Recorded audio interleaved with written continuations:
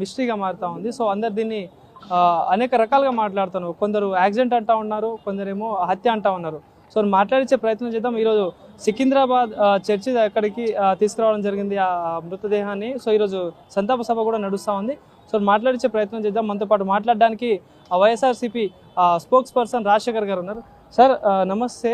ఎట్లా చూస్తారు సార్ ఈ ప్రవీణ్ గారి మరణాన్ని ఎట్లా చూస్తారు? ఎందుకంటే రాష్ట్రం అంతటా ఒక తెలుగు రాష్ట్రాల్లో రెండిట్లో కూడా ఒక చర్చనీయాంశంగా మారుతూ ఉంది.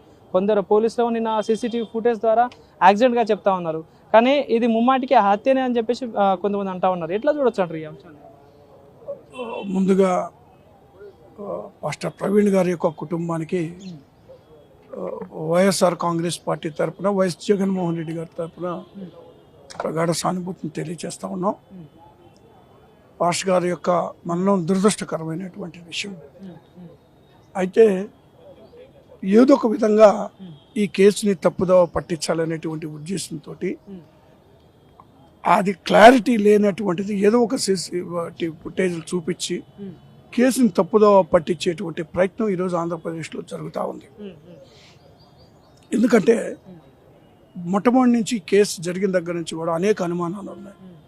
ఏదైతే ప్రవీణ్ గారు ఉన్నారో పాస్టర్ గారు, ఆయన 2 రాష్ట్రాల్లో కూడా వెల్ నోన్ పర్సన్. ఆయన క్రైస్తవ సమాజానికి మొత్తానికి కూడా ఆయన తెలియనటువంటి వాళ్ళు లేరు. ఈరోజు చూసాం ఆంధ్రప్రదేశ్లో ఎంత ఉద్యమం జరిగిందో నిన్న అక్కడ. మరి ఇక్కడ చూస్తే అర్థమవుతుంది పాస్టర్ గారు వారు మంచితనం కానీ వారు చేసిన సేవ కానివ్వండి, మరి వారి మీద ఎంత అభిమానంతో మరి నేను కూడా విజయవాడ నుంచి ఇక్కడికి రావడం జరిగింది.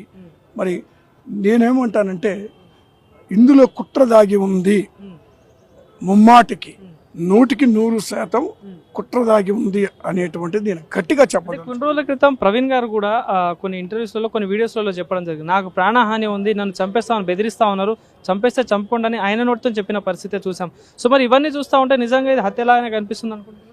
ఇప్పుడు ఆయన దేవుని బిడ్డ, మానవ మాతృలకి లేదా మరొకరికి భయపడేటువంటి వ్యక్తి కాదు. దేవుని అభిషేకం కలిగినటువంటి వ్యక్తి కాబట్టి ఆయన భయపడ్డ కాబట్టే ధైర్యంగా దేవుని సేవ అందిస్తున్నాడు. దానికి ఎంతమంది అడ్డు వచ్చినా ఎవరు ఎదుర్కొన్నా నేను వెనక్కపోను, చౌకైన శ్రద్ధమే కానీ నా సేవ అనేటువంటి దానికి అంతరాయం కలగకూడదు, కలిగించను అనే నిబద్ధతతో ఆయన పనిచేశారు. సో ఖచ్చితంగా ఆయన ఏదైతే అన్నాడో ఆయన ఊహించిందే జరిగింది. ఎందుకంటే ఈరోజు ఆంధ్రప్రదేశ్లో సనాతన ధర్మం పేరు మీద ఈరోజు కూటమి ప్రభుత్వం మారణ హోమాలు క్రైస్తవులను చేస్తున్నటువంటి మాట వాస్తవం.